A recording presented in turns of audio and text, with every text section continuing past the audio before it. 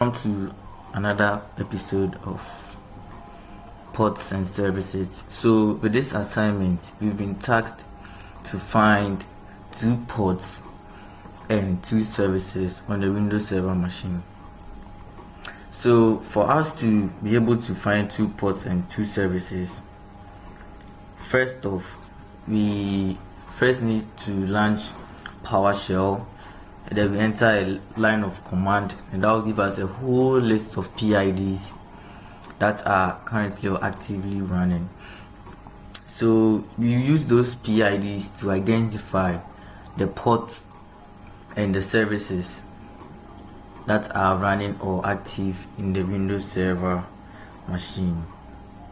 You know that network ports and services are fundamental components of network communication, and the Windows Server firewall manages them differently.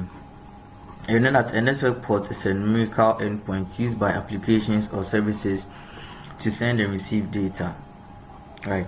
And services, on the other hand, are applications or processes that run in the background and provide specific functionalities. So let's get things started. So first off, you go to our search bar and then type in PowerShell, Windows PowerShell, then run it as administrator, and you say yes. So when this happens, for us to see the list of available ports, what you have to do is you type in net start stroke question mark.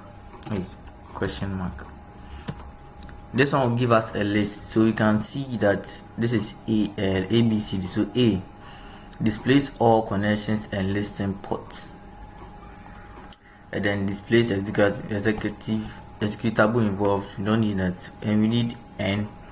N is displays addresses and port numbers in numerical form, because we are looking for ports and services. So we have ports here, so we enter that, and then we have O displays the only processes ID associated with each connection.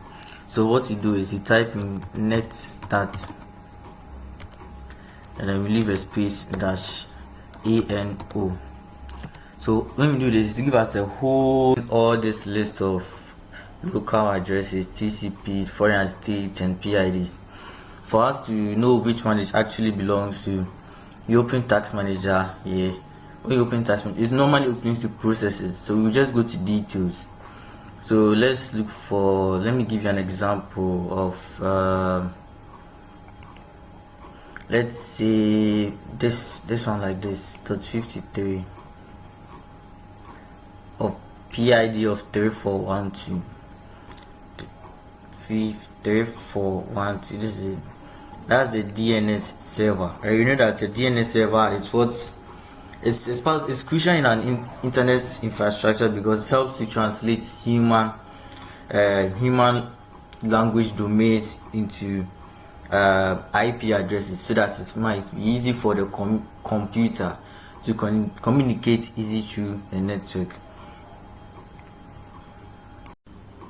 So another example of the port is this example here, 3389, and then its PID is 760. So when you go to the Task Manager, go to details, you can see 760 is the svc host.exe, and then what that port is mostly used for is used for remote desktop protocol, that is also known as the RDP, and this allows administrators and users to access remote machines using remote desktop clients.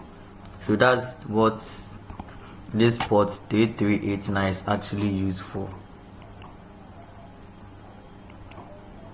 So for us to start to find available services, we open the Server Manager, which was already open. Then we go to Tools, and then we go to Services. So in the services, we have this list of services here. So one service I would like to take is the auto time zone updater. That's what automatically sets the time, maybe GMT, maybe like it sets the time per time zone. And we also have the application information services. So what it does is it helps start applications with elevated or administrator privileges when needed. So when the program also needs administration rights, this service, that's the application information, it triggers the UAC prompt asking the user for permissions or credentials to be able to also open the application or you are looking for. So that's the role of the application information and the auto time zone updater. So for us to create a file rule for port 50,000 TCP only, so first what we have to do is to open Windows Defender Firewall. So we search Windows Defender Firewall with advanced security. So we open it up and then we go to inbound rules. Then when we come here, then we go here, we click on new rule. So we click on port, then we go to next, then we click, make sure it's on TCP, and then we specify the port, so 50,000 to 3, and then we click on next, and then we make sure it's on allow the connection, so allow the connection, and then we go to next, and then we go to next, and then we name it allow underscore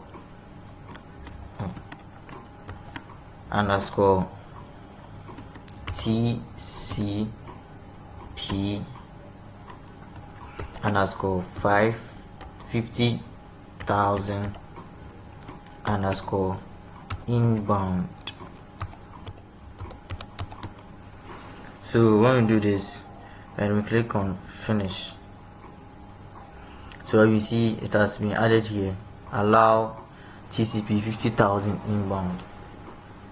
So you also do the same thing for the outbound. Click on new rules, click on port, next, so it's what, 50,000. Click on next, allow the connection, click on next, click on next, and then we name it allow underscore TCP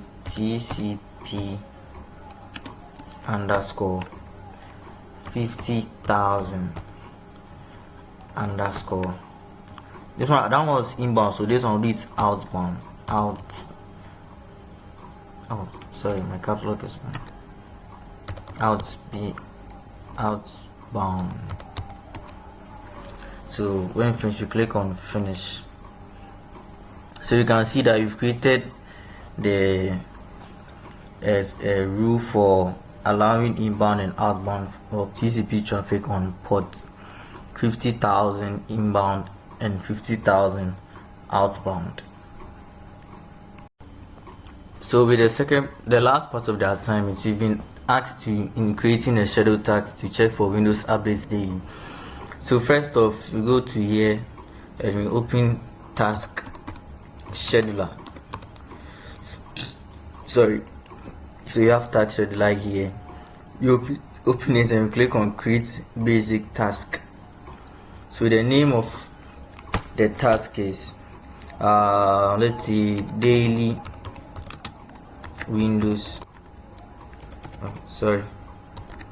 daily Windows updates check.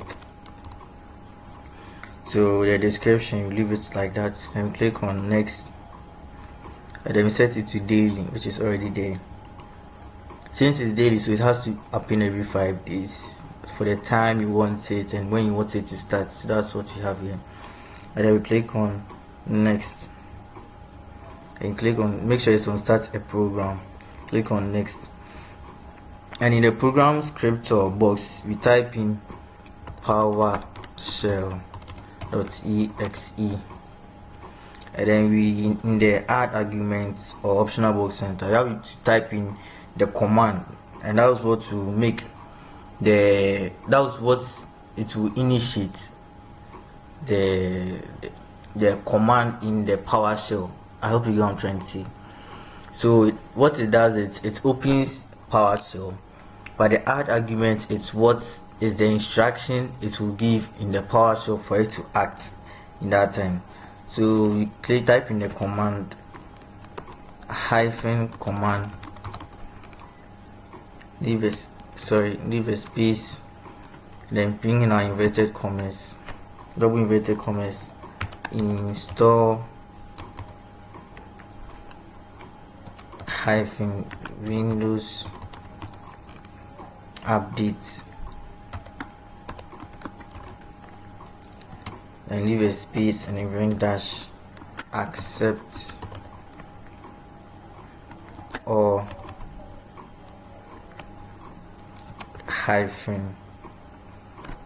auto reboot,